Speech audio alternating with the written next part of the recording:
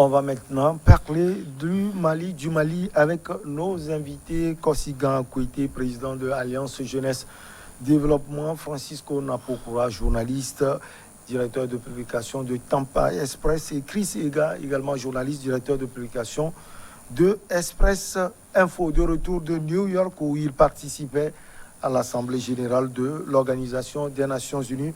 Le Premier ministre de la Transition, Choguel Maïga, a été accueilli par des centaines de personnes à l'aéroport de Bamako. Ces personnes sont venues applaudir le chef du gouvernement qui a fait une sortie, selon eux, remarquable à la tribune des Nations Unies. Oui, une sortie remarquable à la tribune des Nations Unies, mais il a taxé la France de laisser le Mali en plein vol. Ces vérités qui sortent rarement des bouches des officiels. Il a eu le courage et le mérite de l'avoir fait sur les tribunes des Nations Unies. Donc c'est ça qui a fait que les Maliens sont sortis pour l'accueillir en héros. Cela dit, il va falloir qu'ils aillent au bout de leurs idées. Ce n'est qu'en ça que je vais savoir que Choguel Maïga aurait apporté quelque chose au Mali. C'est-à-dire que ce départi de la politique conservatrice de la France qui conserve les djihadistes, qui les protège, on dirait, pour que la guerre s'intensifie comme en RDC et pour qu'ils prennent tout le temps pour piller l'or et tout ce qui se trouve dans le désert, là où ils agissent. Puisque depuis que la France est au nord Mali, il n'y a pas un impact positif qui fait que les actions des terroristes régressent. Non, au contraire, ils progressent toujours. Donc, si on peut amener Wagner sous un contrat bien déterminé, à caractère à protéger les droits humains et à repousser les terroristes, je vais plus acclamer Choguel Maïga et tout son pouvoir, tout le pouvoir des poutistes. Mais s'il faut seulement aller bien parler et revenir et ne rien faire et continuer le concubinage malsain avec la France, je crois quand même que il est parti en héros pour devenir zéro. Alors, Francisco, moi, j'ai un souci avec la sortie de Choguel Maïga, une petite contradiction. Et Kosigan à côté l'a dit, quand il dit la France laisse le Mali en plein vol, c'est une contradiction dans la mesure où ce sont les Maliens, certains Maliens encore, qui demandent le départ des troupes françaises. Oui, en fait, vous savez, quand nous prenons le cas malien, cette histoire de djihadisme aussi, même on parle de la Libye, c'est avec ATT, au dernier mandat de ATT. Et après, Sanogo est venu. Voilà. Oui, c'est Sanogo qui a fait le coup d'État.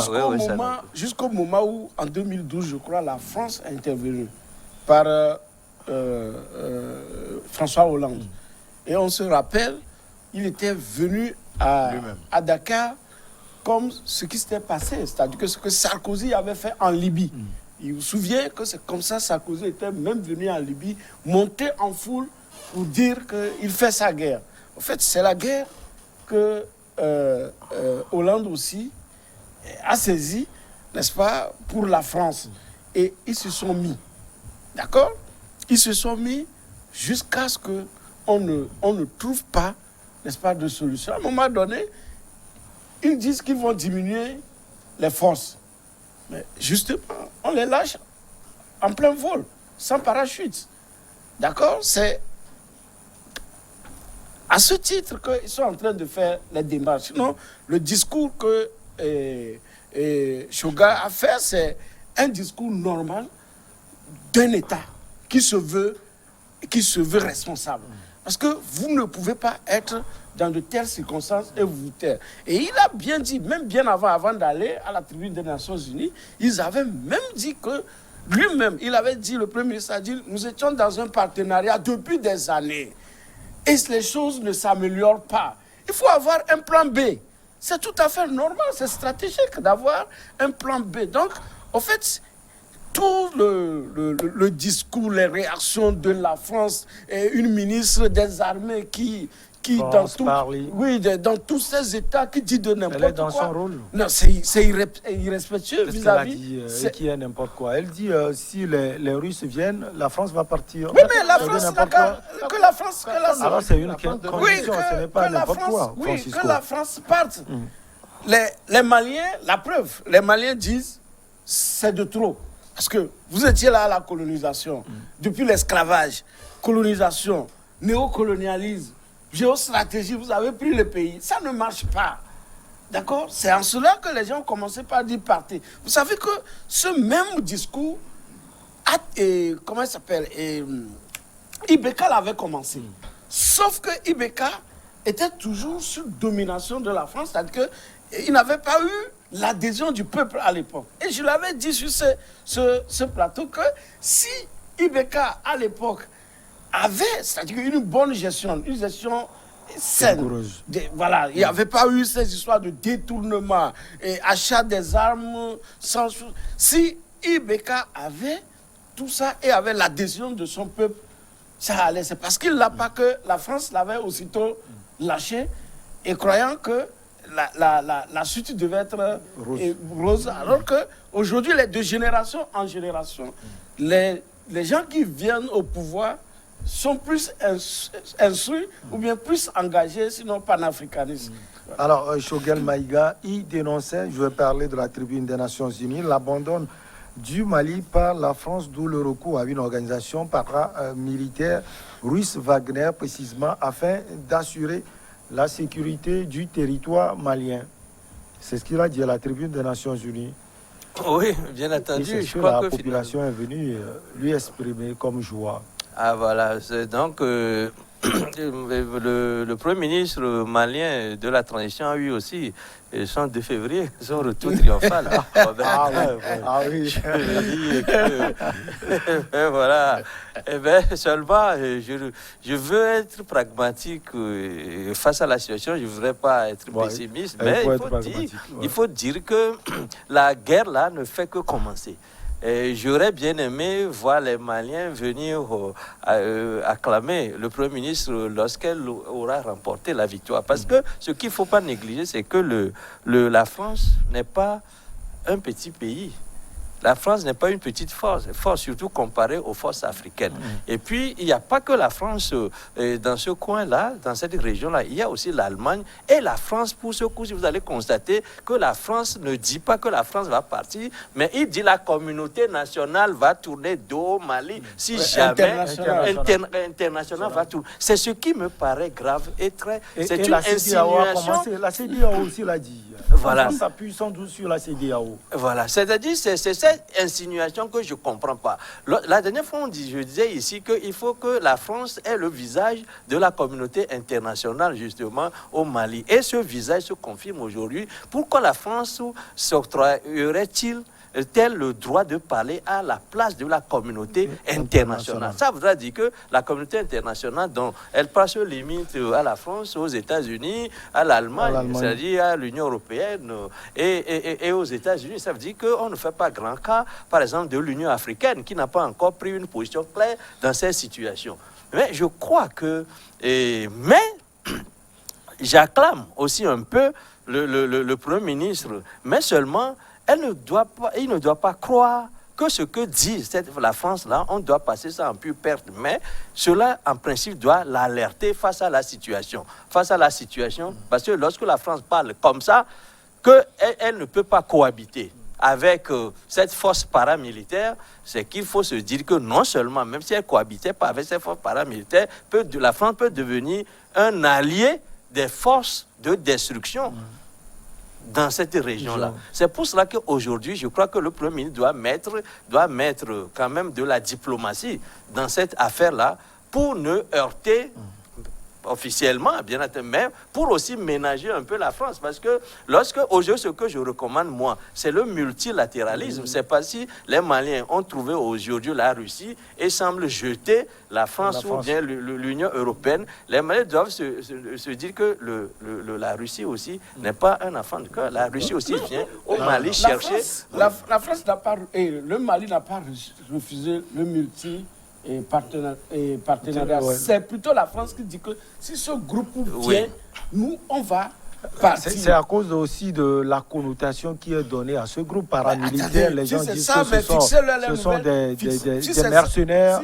Si c'est ça, fixez-leur leurs nouvelles règles. C'est-à-dire qu'il y a cet orgueil. C'est au Mali de le faire. Voilà. C'est aux autorités maliennes de le faire. Oui, C'est pas la oui. France. Je vais m'expliquer un peu avant que tu prennes la parole. Ce que je voudrais, il va ajouter, parce que ce que je voudrais dire, c'est que le Mali ne doit pas se tromper, en ce sens que le multilatéralisme, dont je parle, c'est que c'est de pouvoir discuter avec plusieurs pays à la fois, et non pas seulement de se contenter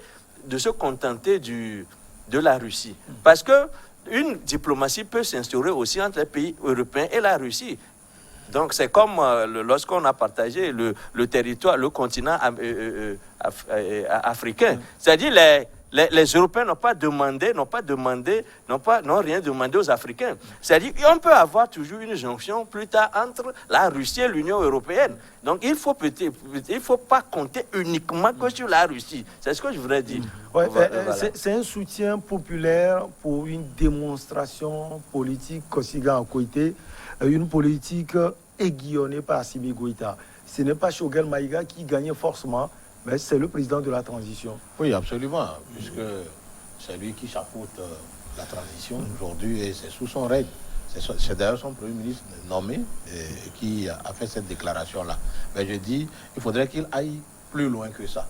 Entre-temps, quand je prends le cas de ce diplomate allemand qui dirigeait la représentation de l'Union européenne au Bénin, quand il foutait la merde, le gouvernement béninois l'a fait partie d'un seul coup. Ce qui fait qu'aujourd'hui, le respect mutuel est revenu entre l'Union européenne et le Bénin. Donc le Mali peut aller sur ce plan-là aussi.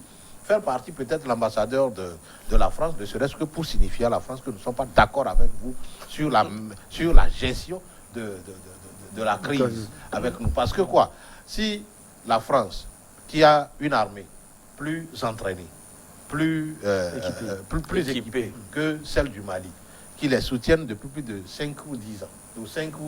C'est 8 ans. Voilà, pratiquement 8 ans. Sur un même champ de bataille et qui n'arrive pas à repousser les terroristes. Or, je le dis et je le répète toujours, les terroristes ne fabriquent pas des armes. Les armes viennent d'où? Que la France ne connaît pas. Parce que nous savons que la France a un service secret qui est compétent. Alors, ils doivent connaître, puisque pour éteindre le feu, il faut aller à la source. Pourquoi ils ne vont pas à la source pour couper la fourniture des armes, l'équipement et tout? Les terroristes sont loin de la France, sont loin de ceux qui fabriquent les armes. La France, si elle veut vraiment aider le Mali, je crois quand même qu'on a vu comment la France et les États-Unis poursuivent jusqu'au dernier retranchement ceux qui vendent de la drogue, sur le plan national comme international. On les voit. Donc, s'ils veulent vraiment faire arrêter la guerre au Mali, ce devait déjà être fait. Maintenant, si tel n'est pas le cas, que Maïga sorte des bonnes déclarations pour aller aux actes. Aux actes aujourd'hui, c'est amener et la France et la Russie et toutes ces puissances-là qui les aident à éradiquer le terrorisme une fois pour de bon, pour que le Mali prenne le chemin de développement, puisque c'est ce qui nous importe, nous. Vous avez cité le Mali, et sur des banderoles, Francisco Napokoura, on peut lire « Le Mali s'assume ». Comment le Mali s'assume? Militairement, on ne le voit pas. Oui, mais militairement, on ne le voit pas parce que pendant des années, ils sont sous embargo. C'est ça qu'ils justifient par le groupe russe qui va les équiper en matériel. Est-ce que vous voyez? Les gens n'ont pas les armes, vous voulez qu'ils aillent combattre quoi? Ils n'ont pas le matériel pour sonder et puis faire les vérifications, les contrôles, le renseignement. Qu'est-ce qu'ils vont pouvoir faire? Aujourd'hui, la guerre est technologique. Tout le monde le sait. Donc les armes qu'ils ont, c'est pour faire les coups d'État, si je comprends bien. Mais ça peut aller très vite avec les coups d'État. Attendez, lorsque vous n'avez pas de moyens de renseignement pour aller au front, et des armes appropriées. Vous savez, si vous avez un PA, avec quelqu'un qui a un 12-7, mais il vaut mieux ne pas aller au front que d'aller en abattage. C'est-à-dire que vous allez pour qu'on vous tue. Donc, c'est quand les moyens sont disproportionnés, les gens sont obligés de rester sur place ou bien de prendre la tangente. Ça, c'est tout à fait humain. Vous voyez, je dis, l'orgueil de la France, basé sur les vestiges du général de Gaulle, il faut que ça cesse. Il faut que les Français comprennent qu'ils ont perdu beaucoup. Ils sont en train de perdre aussi le précaré qu'ils ont en Afrique. Vous voyez, la dernière fois, c'est les États-Unis qui les ont chippé un gros marché de sous-marins. Ouais, mais l'Australie. Qu'est-ce qu'ils ont fait? Ils ont appelé l'Union européenne au secours. À un moment donné, qu'est-ce que l'Union européenne a pu faire? Non. Aujourd'hui, la France a pu mobiliser encore l'Union européenne derrière. Elle est forte voilà, pour faire pression que c'est toute la communauté internationale qui va quitter le Mali. Vous savez, la dernière fois, lorsqu'ils critiquaient les troupes russes, mais avant même d'annoncer cette histoire de Wagner, ou bien ils ont annoncé, mais ils ont également annoncé la création d'une école de guerre. Ce n'est pas leur mission, leur rôle de construire. Oui, mais une école de guerre. Mais lorsque on a lancé l'école de guerre, les partenaires sont qui? Russes et Français. Ça les a calmés. Est-ce qu'ils ont dit qu'ils ne veulent pas faire partie de ce partenariat? Non, il faut que la France cesse de nous narguer. On va marquer la petite pause et on revient après.